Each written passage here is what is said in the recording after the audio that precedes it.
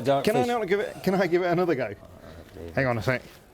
Well, hello, DirtFish Rally fans. That was too Scottish, wasn't it?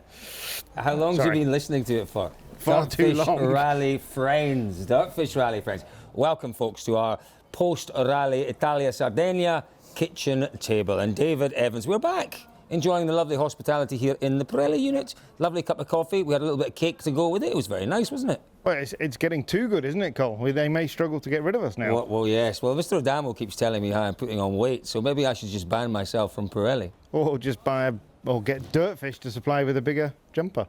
That's what I've gone for. You can actually use some of mine if you want. That's very kind, David. Once I get to that point, I'm in big trouble. Crack on. Folks, listen, what a final day here we had in Sardinia. Do you know, Sardinia's thrown up these battles and these tremendous dramas really quite regularly, David, in the past. But let's talk about really that battle. And it was the battle for second place. We talked a lot last night about the potential maybe to manipulate positions. Thank goodness we didn't see that. But before we talk about how magnificent Sordo was, let's talk about that battle between Neuville and Ogier.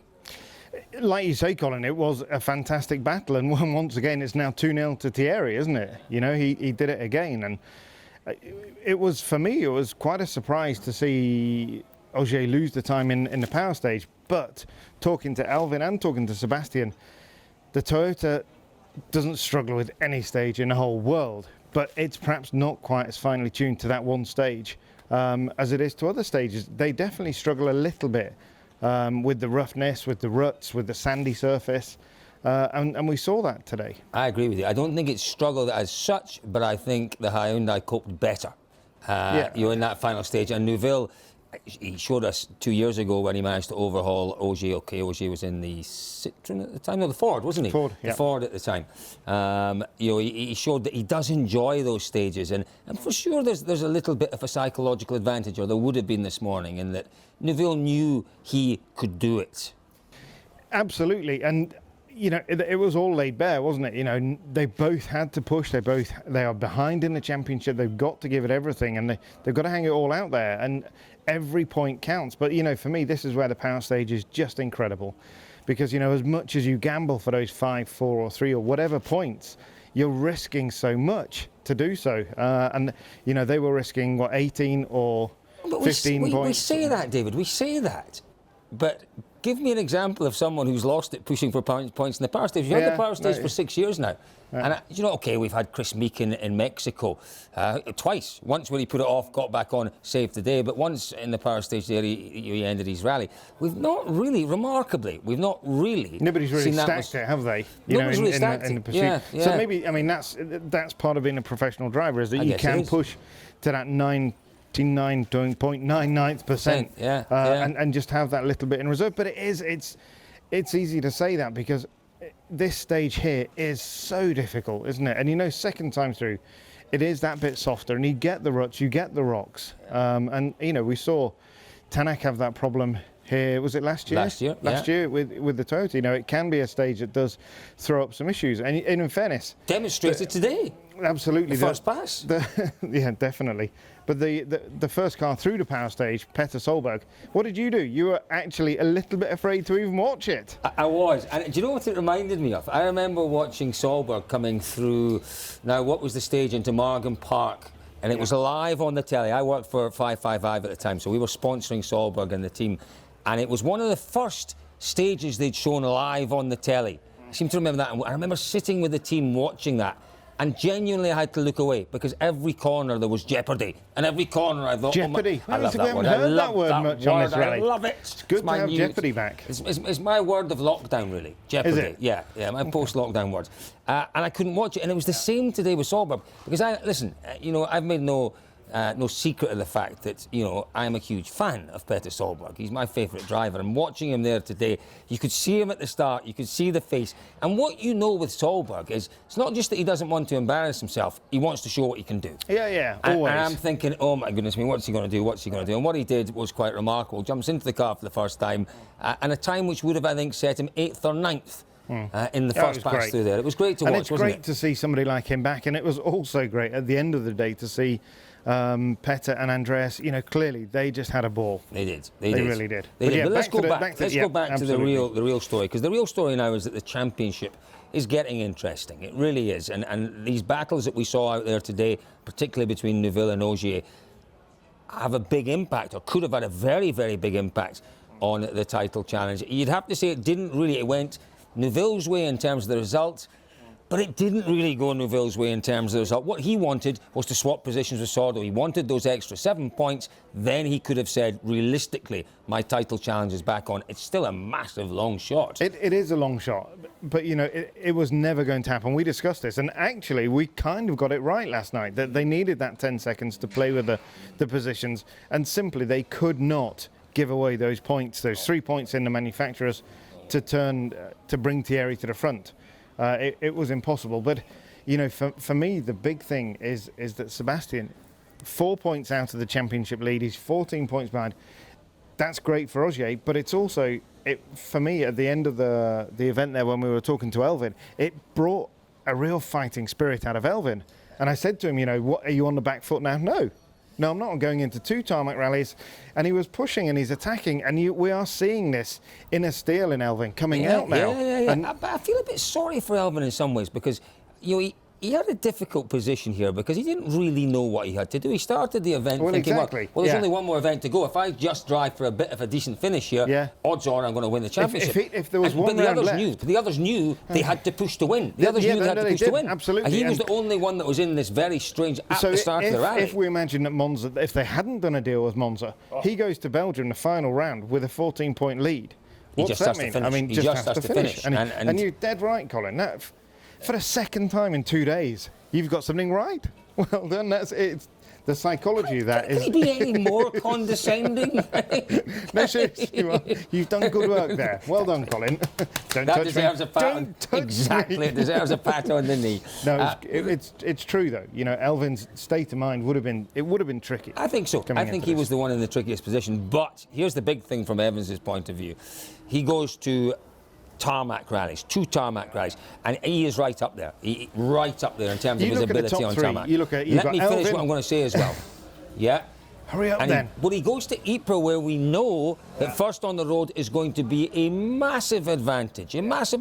So, he has to go away from here a really, really hopeful and happy boy. He does. It does depend a little bit on the weather. If it rains, for sure, the advantage is absolutely there. Even if it's dry, you get some dust, but it has to be dry for a long time. No, listen, whatever happens, David, I'm telling you now, it's best to be first on the road. No, whatever happens, it will be first on the road, will be the best place to be in Ypres. There is no circumstance other than thick snow, which is a possibility, let me tell you. Unlikely, but a possibility. Unless it snows, or we get lots of ice. Are you a betting man? Not at all.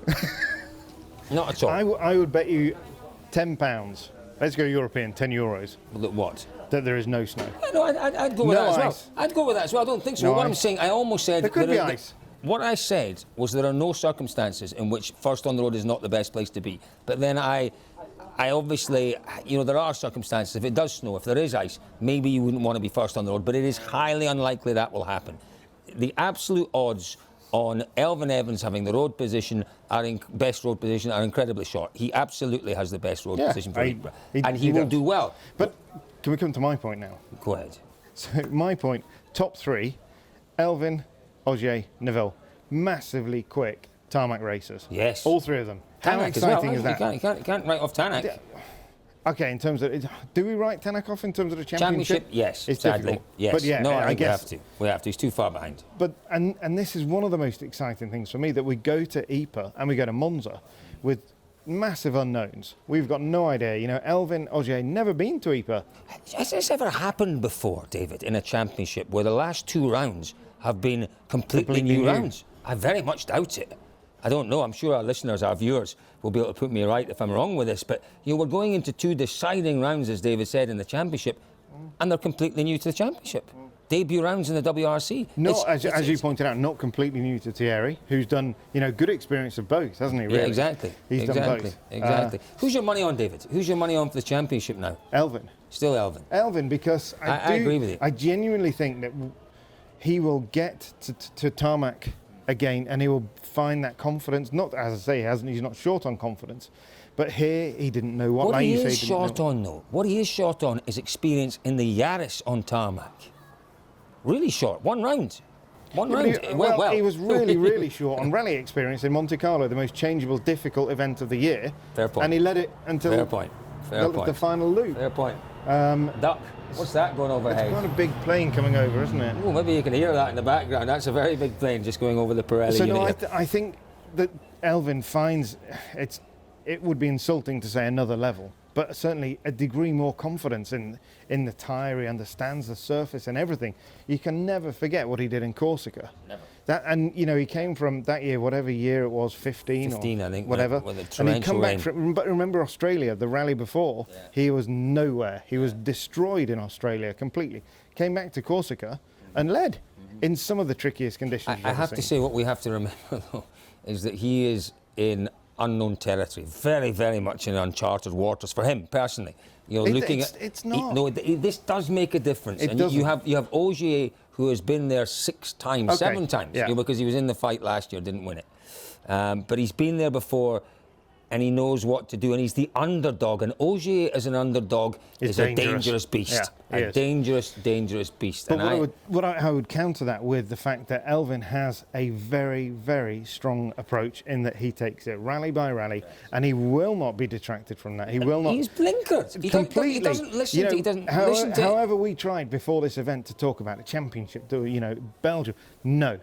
And he's developed a real ability to say, nah. But it's not just he's saying no, it is that he doesn't discuss it with anyone. Outside, he doesn't look at the results, he doesn't look at... He clearly knows where it is in terms of the standings, but he doesn't look at the potential permutations and all the rest, in the ramifications. He just doesn't do it. And it's a real strong point of his. It is literally, I'll turn up, I'll do what I have to do on the event, and we'll see what happens at the end of it. And that's a rare talent. So who's your money on? My money, I'm saying it's evens. I'm saying it's evens right now. Isn't that a bit of a cop-out?